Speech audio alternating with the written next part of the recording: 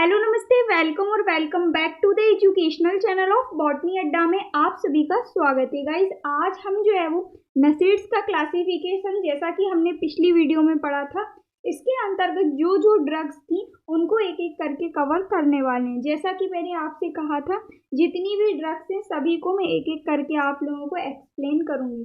तो आज हम दो ड्रग को कवर करेंगे। सबसे पहली है आप लोगों की एस्प्रिन और दूसरी है आप लोगों की आइबुप्रोफेन। ये दोनों की दोनों ड्रग्स को बिल्कुल डिटेल में पढ़ेंगे।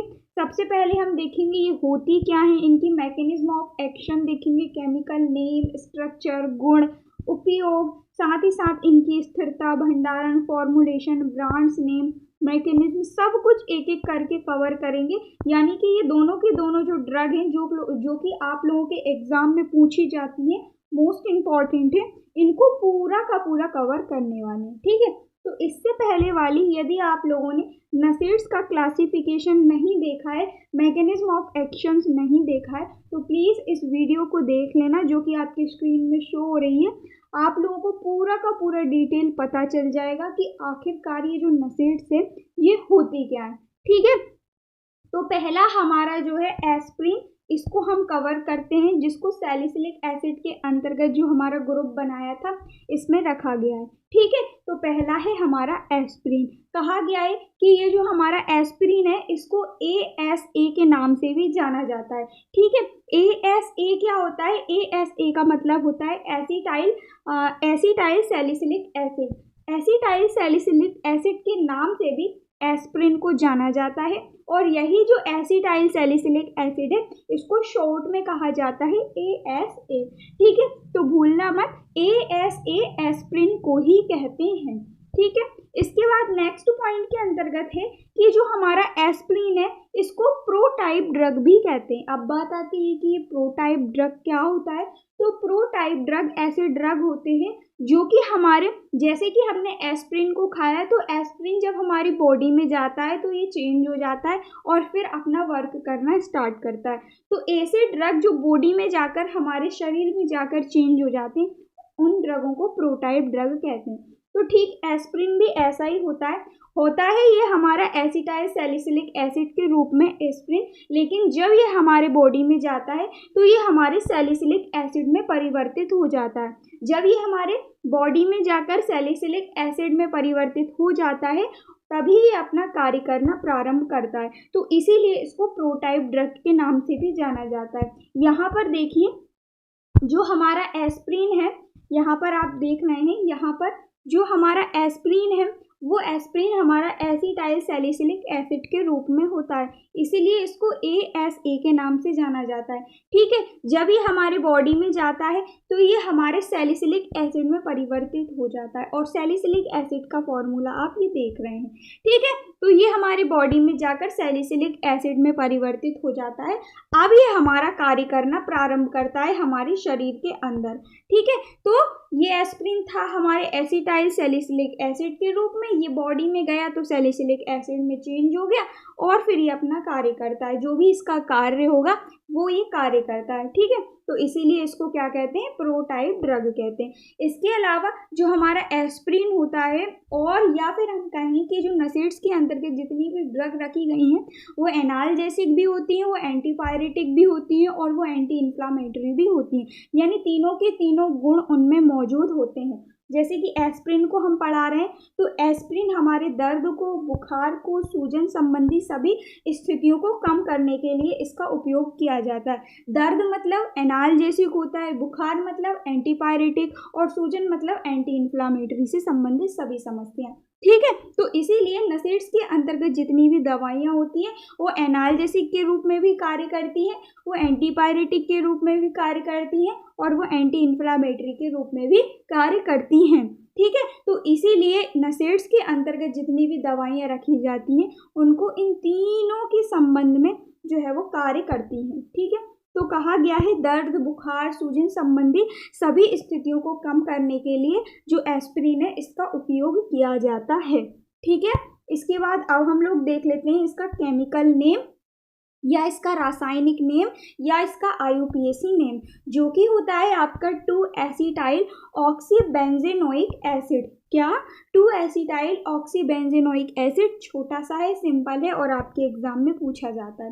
ये रहा इसका स्ट्रक्चर, ये भी आपका छोटा सा है और बनाकर देख लेना, ठीक है। इसके बाद चलते हैं हम इसके गुण की तरफ। जो हमारे गुण हैं एस्प्रिन के कैरेक्टराइटिक्स, उनको देख लीजिए। सबसे पहला ये रंगहीन होता है।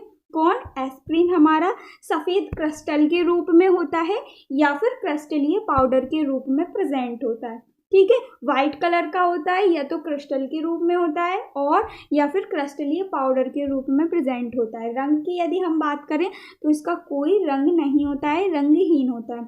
गंध की यदि हम बात करें तो इसकी कोई गंध नहीं होती है, ये गंधहीन होता है। टेस्ट की यदि हम बात करें तो टेस्ट इसका बहुत कड़वा होता है, ठीक है।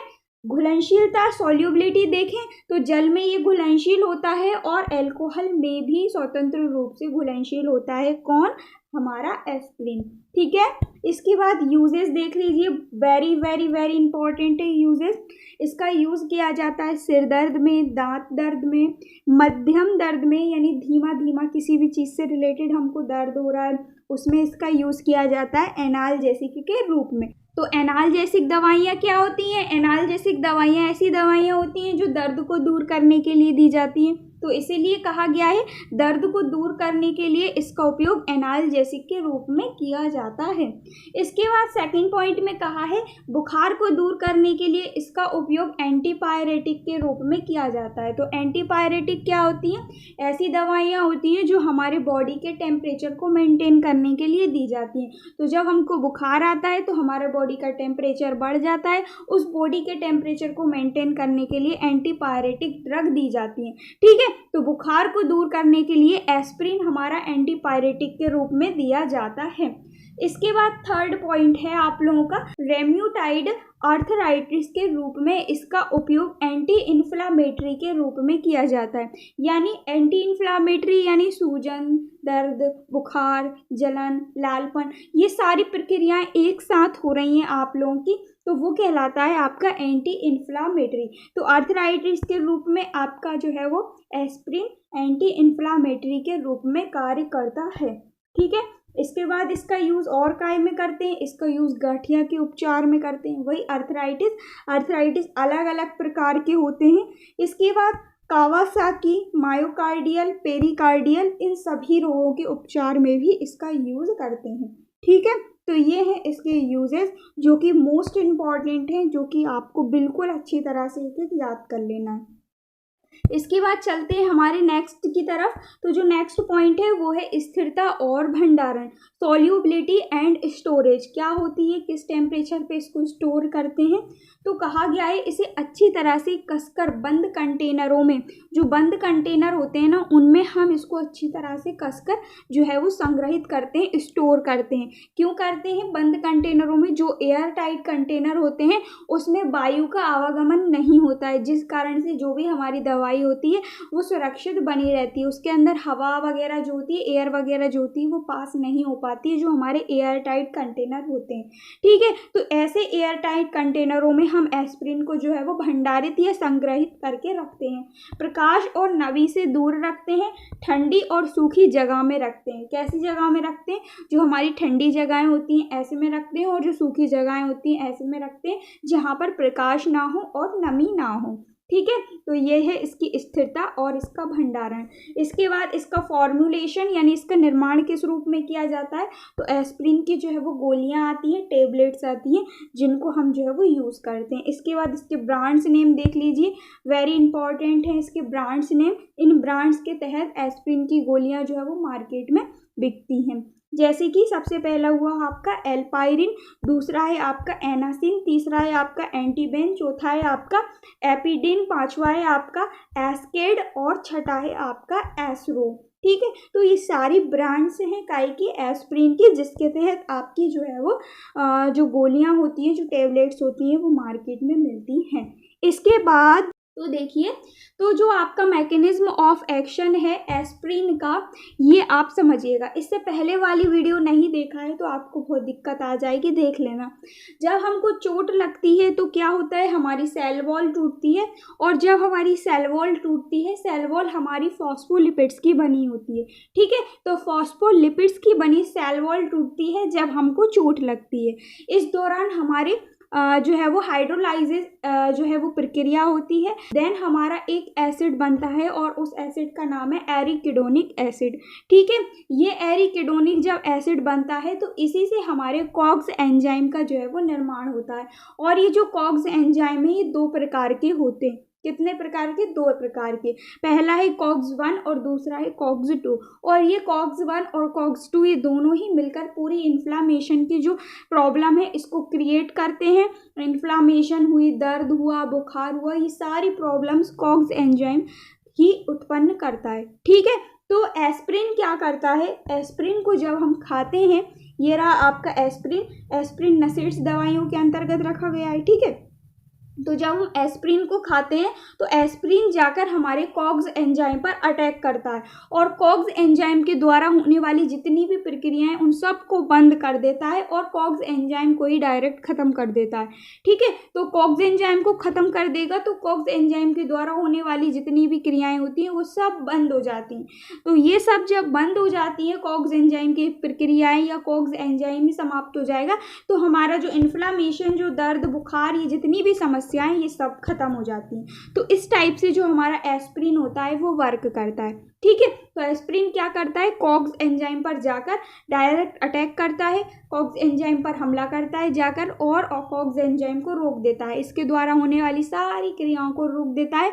जब ये सारी क्रियाएं रुक जाती हैं तो इन्फ्लामेशन, दर्द, बुखार ये सब भी खत्म हो जाता है, क्योंकि हमारा जो कॉग्स एंजाइम है वही तो ये सारी समस्याएं उत्पन्न कर रहा था। जब यही नहीं बचेगा तो इन्फ्लामेशन वगैरह तकलीफ तो हमें देखने को मिलेंगी नहीं। इसीलिए ये जो हमारा एस्प्रिन होता है ये हमारा नसेड्स के अंतर्गत रखा गया है और नसेड्स के अंतर्गत जितनी भी दवाइयाँ होती हैं वो हमारी कॉग्स एंजाइम पर ही अटैक करती हैं और इन्फ्लामेशन, दर्द, बुखार जो भी समस्याएं होती हैं वो सबको ख़त्म कर देती हैं, ठीक है। तो इसकी मैकेनिज्म ऑफ एक्शन में देखो कहा गया है कि एस्प्रिन कॉग्स एंजाइम पर अटैक करता है, कॉग्स एंजाइम पर हमला करता है और कॉग्स एंजाइम की क्रियाविधि को पूरी तरह से रोक देता है, ठीक है, जिससे कि ऑटोकॉइड्स अपनी क्रिया नहीं दिखा पाते हैं और इन्फ्लामेशन वगैरह सब कुछ खत्म हो जाता है। ऑटोकॉइड्स क्या होते हैं, मैंने इससे पहले वाली वीडियो में आपको बताया हुआ है, जो कि आपके कॉग्स 1 और कॉग्स 2 एंजाइम है, यहाँ से निकलते हैं आपके ऑटोकॉइड्स और यही ऑटोकॉइड्स आपके है ना इन्फ्लामेशन, दर्द, बुखार ये सारी समस्याएं हैं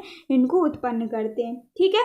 तो ये हुई आपकी एस्प्रिन की क्या मैकेनिज्म। आई होप आप लोगों को समझ में आई होगी।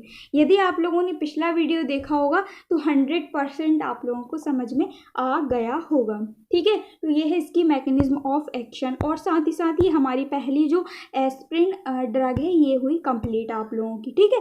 पूरा का पूरा नोट्स अच्छे से जो है वो कॉपी कर लेना और पूरा का पूरा एज इट इज़ आप अपने एग्जाम में लिख कर आना, तभी आपको फुल मार्क्स मिलेंगे, ठीक है। सेकंड हम लोग देख लेते हैं। सो हमारी जो सेकंड है वो है इबोप्रोफेन। इबोप्रोफेन जो ड्रग है इसके अंतर्गत कहा गया है, सबसे पहली बात ये आपकी एक प्रोपेनोइक एसिड व्युत्पन्न है, प्रोपेनोइक एसिड व्युत्पन्न है, इसीलिए इसको जो है वो हमने अलग से एक कैटेगरी बनाई इसकी क्लासिफिकेशन में, जो कि है आपकी प्रोपेनोइक एसिड डेरिवेटिव, और उसके अंतर्गत हमने रख दिया इबोप्रोफेन को, ठीक है। इबोप्रोफेन कहो या आइबोप्रोफेन कहो, बात एक ही होती है, ठीक है। तो जो हमारी आइबोप्रोफेन होती है ये एक प्रोपेयोनिक एसिड का जो व्युत्पन्न है, जो डेरिवेटिव है वो होती है कौन, हमारी इबोप्रोफेन। इसके बाद सेकंड पॉइंट में कहा गया है इबोप्रोफेन को सबसे सुरक्षित नसेड्स माना गया है। क्यों माना गया है, क्योंकि इसका साइड इफ़ेक्ट बहुत कम देखने को मिला है। जब भी इसकी यूजेस हुए हैं तो यूजेस के दौरान देखा गया है कि इसके साइड इफ़ेक्ट बहुत कम होते हैं, इससे प्रॉब्लम्स बहुत कम जो है वो उत्पन्न होती है, साथ ही साथ ये हमारी प्रॉब्लम्स को ख़त्म कर देती है। इसीलिए सबसे सुरक्षित नसेड्स माना गया है किसको, इबोप्रोफेन को। ठीक है। इसके बाद कहा है इसका उपयोग दर्द, बुखार, सूजन, इन्फ्लामेशन इन सभी को दूर करने के लिए किया जाता है। तो ये जो आपका 3rd नंबर का पॉइंट है ना, इसको अच्छी तरह से याद कर लो, क्योंकि जितनी भी नसेट्स के अंतर्गत ड्रग्स रखी गई हैं सभी में ये आपका one of the common point है। ठीक है, कॉमन पॉइंट का मतलब ऐसा पॉइंट जो सारी जो ड्रग्स हैं उनके अंतर्गत लिखा गया है और आपको भी लिखना है। ठीक है, तो नसेट्स के अंतर्गत चाहे एस्प्रिन हो, चाहे इबुप्रोफेन हो, चाहे जितनी भी ड्रग हो, उन सभी में ये पॉइंट कॉमन है और सभी में आप लोगों को लिखना है क्या, कि ये जो आपकी दवाई होती है इसका यूज़ दर्द में, बुखार में, सूजन में, इन्फ्लामेशन में, इन सभी को दूर करने के लिए किया जाता है। ठीक है। इसके बाद नेक्स्ट पॉइंट है इसका प्रयोग मुंह और शिरा द्वारा इन्फ्लामेशन के रूप में किया जाता है। मुंह द्वारा यानी इसकी टेबलेट जो होती हैं उनको हम मुंह के द्वारा खाते हैं। शिरा यानी वेन्स द्वारा इसके जो इंजेक्शंस होते हैं उनको हम वेन्स द्वारा लगाते हैं। ठीक है, और मुंह के द्वारा जो टेबलेट खाते हैं, शिरा के द्वारा जो इंजेक्शन लगाते हैं, वो अपना कार्य 1 घंटे के अंदर काम करने लगते हैं। ठीक है, जो भी हमने टेबलेट और इंजेक्शन लगाए हैं उनकी प्रोसेस हमको कितनी देर में दिखने लगती है, 1 घंटे के अंदर दिखने लगती है। ठीक है, तो ये हुई इसकी कॉमन कुछ इन्फॉर्मेशन जो कि आपको लिखना है। इसके बाद हम देखते हैं इसका रासायनिक नेम या IUPAC नेम, जो कि है आपका 2,4,2 methyl propyl phenyl propanoic acid. तो देखो इसके नाम में भी है आपका प्रोपेनोइक एसिड, इसीलिए हमने इसको प्रोपेनोइक एसिड व्युत्पन्न या डेरिवेटिव के अंतर्गत इसको रखा है। देन इसके बाद आप इसका स्ट्रक्चर भी देख लो, बहुत अच्छा स्ट्रक्चर है और आप लोगों को एज इट इज़ एग्जाम में बनाना है। ये जो सूत्र है आपका C13H18O2, ये आप लोगों का कॉमन सूत्र होता है काय का, इबुप्रोफेन का। ठीक है, तो ये है इसका कॉमन सूत्र, ये है इसका IUPAC सूत्र या IUPAC नाम, और ये है इसका स्ट्रक्चर। आशा करती हूँ आपको क्लियर हुआ होगा। इसके बाद देख लेते हैं हम लोग इसके कैरेक्टर या फिर इसके गुण। तो इसका जो कैरेक्टर है वो थोड़ा सा अलग है। क्या अलग है? पहला पॉइंट तो सेम ही है एस्प्रिन के जैसे, कि ये आपका सफ़ेद क्रिस्टल या क्रिस्टल पाउडर के रूप में प्रेजेंट होता है। दूसरा पॉइंट है आपका इसकी स्मेल जो होती है वो थोड़ी सी स्पेशल होती है, विशिष्ट होती है। इसके बाद थर्ड है ये वाटर में आपका अघुलनशील होता है, लेकिन जो क्षार विलयन होते हैं, जितने भी क्षारीय विलयन होते हैं, बेसिक जितने भी सॉल्यूशंस होते हैं, उन सभी में ये जो है वो घुलनशील होता है। कौन? हमारा इबुप्रोफेन। ठीक है, तो ये इसके जो कैरेक्टर्स हैं ना उनको थोड़ा सा ध्यान से आपको लिखना पड़ेगा। इसके बाद इसका स्टोरेज भंडारण यदि हम देखें तो वही रूम टेम्परेचर पर हम इसका भंडारण करते हैं। जो एयर टाइट बंद कंटेनर्स होते हैं उनमें इसका भंडारण करते हैं। अत्यधिक गर्मी से, अत्यधिक नमी से इसको दूर रखते हैं। ठीक है, इसके बाद इसके यूजेस को देख लीजिए, ये भी इम्पॉर्टेंट है।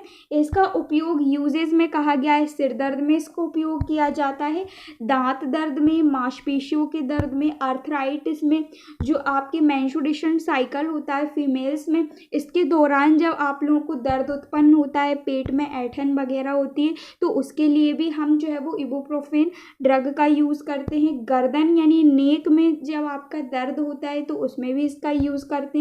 ऑस्टियोआर्थराइटिस जो आपकी हड्डियों से रिलेटेड ऑर्थराइटिस होती है उसमें इसका यूज़ करते हैं। बुखार में भी करते हैं, सर्दी और फ्लू नामक जो आपकी बीमारियां होती हैं इन सभी में हम इबुप्रोफेन ड्रग का यूज़ करते हैं।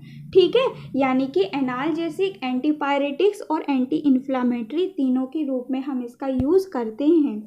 नेक्स्ट है इसका ब्रांड्स नेम। तो इसके अंतर्गत भी काफ़ी सारे ब्रांड्स हैं जो कि आप लोगों के एग्ज़ाम में पूछी जाती हैं, जैसे कि अल्फेम हुई, एडविल हुई, इसके बाद है आपकी आइबुजेसिक प्लस, इसके बाद है आपकी ब्रूफेन हुई, मोट्रिन हुई और न्यूरोफेम हुई। ये सारी आपकी न्यूरोफेन लिखा है। ठीक है, ये सारी आपकी जो ब्रांड्स नेम है इनके तहत आपकी जो आइबुप्रोफेन ड्रग है ये आपकी मार्केट में सेल की जाती है। ठीक है, अच्छे से देख लीजिएगा और नोट कर लीजिएगा।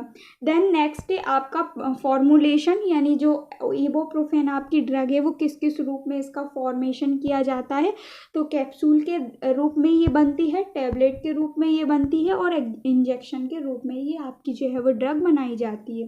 ठीक है, मैकेनिज्म ऑफ एक्शन सेम बिल्कुल एस्प्रिन के जैसा ही होता है। एस्प्रिन का मैकेनिज्म ऑफ एक्शन भी आप इबुप्रोफेन में ही लिखेंगे। ठीक है, तो इबुप्रोफेन में ही आप जो है वो का एस्प्रिन का मैकेनिज्म ऑफ एक्शन लिख लेना। ठीक है, क्या है कि ये जो इबुप्रोफेन है ये भी आपके कॉग्स एंजाइम पर जाकर अटैक करती है और कॉग्स एंजाइम के द्वारा होने वाली जितनी भी अभिक्रिया है उन सभी को रोक देती है और इन्फ्लामेशन, दर्द, बुखार इन सब को ख़त्म कर देती है। ठीक है, तो जो हमारा एस्प्रिन का मैकेनिज्म ऑफ एक्शन है ये इसी को सेम टू सेम डुप्लीकेट आप काय में लिखोगे, इबुप्रोफेन ड्रग में लिखोगे, क्योंकि इबुप्रोफेन भी ड्रग भी यही काम कर रही है जो आपकी एस्प्रिन काम कर रही है। एस्प्रिन भी आपकी कॉग्स एंजाइम पर अटैक करती है, इबुप्रोफेन भी आपकी कॉग्स एंजाइम पर अटैक करती है। दोनों की दोनों आपकी इसके द्वारा होने वाली जितनी अभिक्रियाएं उनको रोक देती हैं और ये सारी प्रॉब्लम्स को ठीक कर देती हैं। ठीक है, तो ये हुई आपकी दोनों की दोनों ड्रग कंप्लीट। आशा करती हूँ आप लोगों को क्लियर हुई होंगी। दोनों की दोनों ड्रग को अच्छे से नोट कर लेना, एग्ज़ाम में पूछी जाए तो एज इट इज़ बढ़िया से लिख के आना। ठीक है, कोई भी कमी नहीं है, सारा कुछ मैंने इसमें आपको ऐड कर दिया है। ठीक है, तो पूरा का पूरा एज इट इज़ उतार आना आप लोग, पूरे फुल नंबर आप लोगों को मिलेंगे, गारंटेड मैं आपसे बोलती हूँ। सो आशा करती हूँ वीडियो आपको क्लियर हुआ होगा। कोई भी डाउट हो कमेंट करके बता दीजिएगा। मिलते हैं नेक्स्ट वीडियो में न्यू टॉपिक के साथ। So thank you so much for watching, keep on learning.